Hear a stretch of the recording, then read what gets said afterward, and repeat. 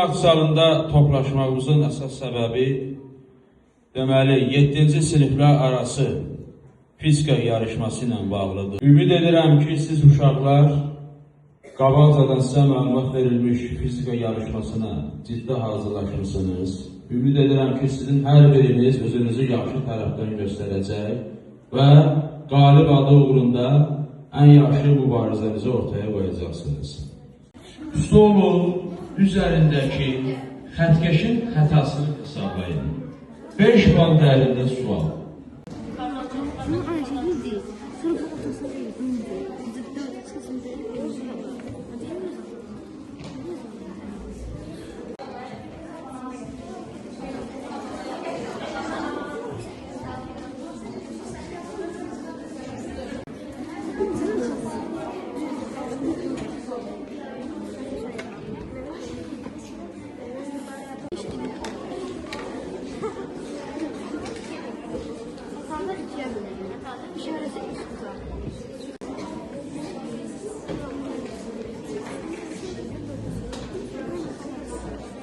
Azərbaycan dilində müstəqiləm isçək deyilsizlər, şüşə dairələr, kürələr.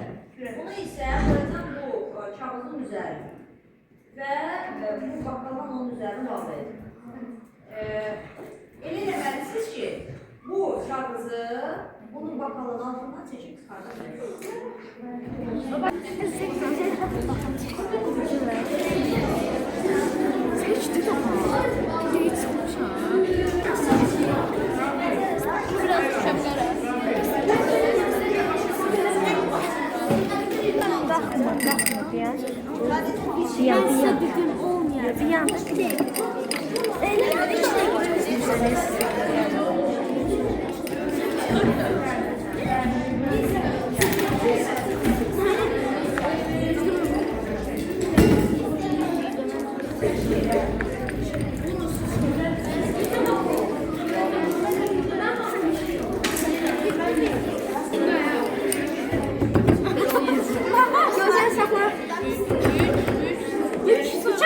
Türkiye yol değil.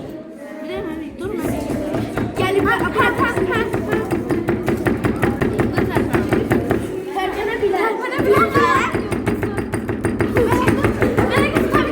Yok, olmaz. Zaten o kadar eliyem genelde.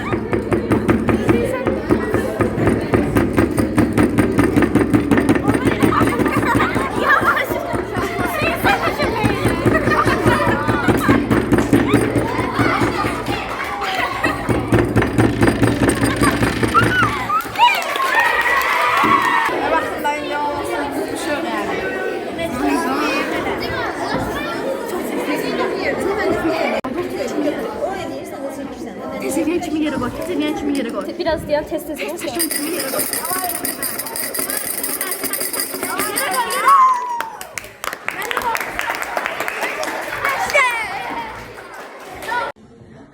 Beynəlxalq sistemdə biz əsas vahid etdimiz. Sadalayaq bir və bir, birinci olsun metr. Saniyəyə yol verək, birazdan ondan verək.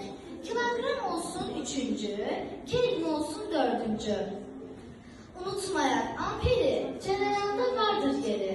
Dəyər verək biz mola, yedincimiz kandela. İsti soyuq termometrdə dərəcə göstərir bizdə. İsti artdıqca hiss edərik, soyuqda isə titrərik. Səs titreşdir havada, dalga yayılmada. Üsküt səsi udar tez, boşluqda səs olmaz heç. Maqnit çəkər dəmiri uzaqdan belə sevir. Eyni qütub itələr fərqli qütub birləşdirər. Maşın gedir irəliyə, sürət artar saniyəyə.